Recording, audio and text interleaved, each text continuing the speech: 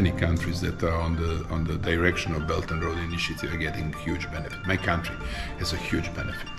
We made even first initiative, first cooperation, the first ever construction project which Chinese companies and Chinese state made on European continent was the bridge over Danube River, long and significant bridge, which is very important regarding transportation in Europe, because this bridge is a corridor which is surrounding Belgrade, which is in the center of Southeast Europe, and this corridor, this bridge is helping faster transportation.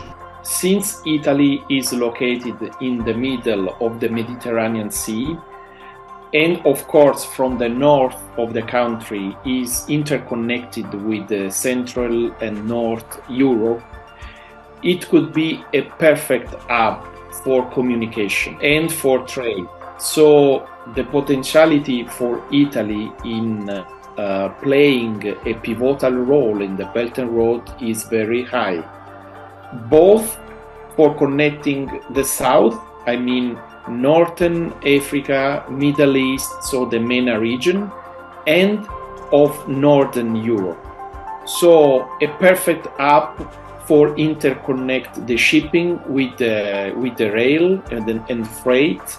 So that's the potentiality that Italy can play according to the logistic point of view. It can help in rebuild infrastructure that can help the trade to flourish again, that can find financial and economic support for reconstruction. We need to think with this goal in our mind. The Belt and Road, this is the road of the peace, prosperity, opening up, innovation, the green development, the connecting for civilization and the governments. And is 10 years ago is joined is 64 country. Today more joining of the 146 country. We are very proud that Hungary was the first European country, the first European Union country that joined of the Belt and Road Initiative.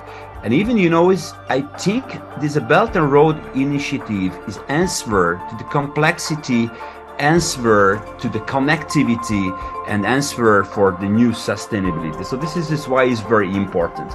It's a Belt and Road, area of the Belt and Road of the take hold of the 40% of the global GDP and 70% of the Earth's population. And even it's very important because, is Belt and Road for me is one concept, is an initiative. The two wings, the Sea and Maritime Silk Road and the New Silk Road. It's connecting politics, infrastructure, trade, finance, relationships across to the 6 geographical corridors. And even I think is the Belt and Road Initiative is getting, for example, in the commerce. So the EU and China is getting this more strong connection.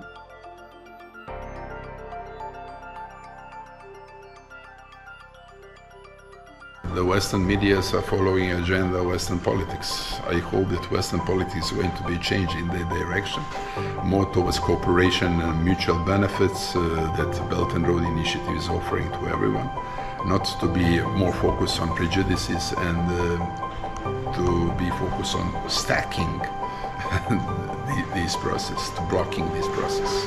I'm expecting kind of changes. Reality is teaching people to be more flexible. I'm expecting that. It was with the intention of not just using rhetoric in the developing world, but actually improving the lives of people in the developing world. And I think it's been very effective. In the early days, there were problems where money was lent to countries that did not have the ability to repay, and the U.S. coined the phrase debt trap. But if you step back at BRI and look at the big picture, China has made enormous contributions to the infrastructure development of many developing countries, and those countries very much appreciate it. And the U.S., frankly, when you look at the level of foreign aid that the U.S. provides, which is inconsequential, and always has been. All the U.S. can do is go to developing countries and say, we don't want you doing business with China. But the reality is, if you're a developing country and all you get are speeches from America and what you're getting from China is real infrastructure building, of course, over time, you're going to tilt increasingly towards the China position.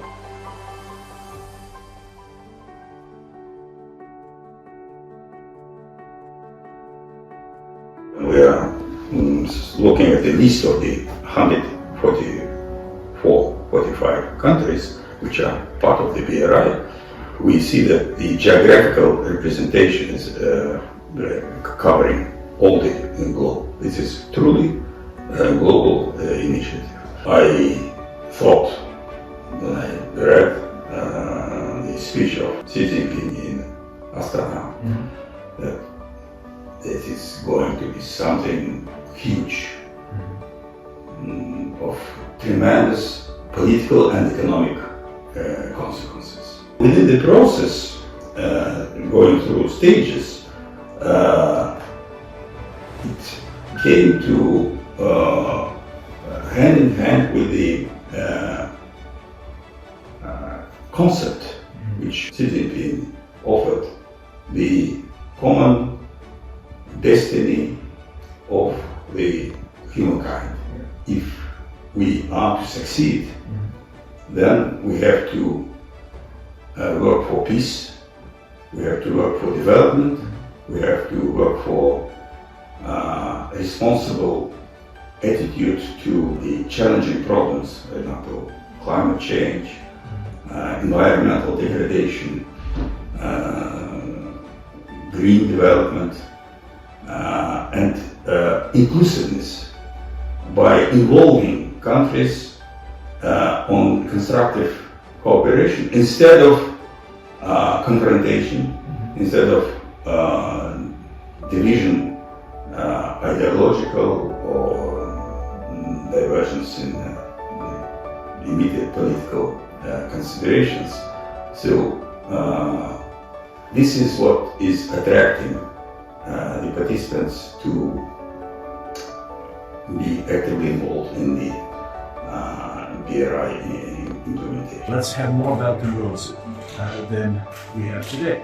So in order to do so, I think it is very important that we create different atmosphere among the leaders, but it has to be done from bottom up. And that's why it is important that academic community all over the world is together with people from civil society, from business community, that they also put the pressure on their leaders that we need more cooperation, that we need more understanding, that we need much more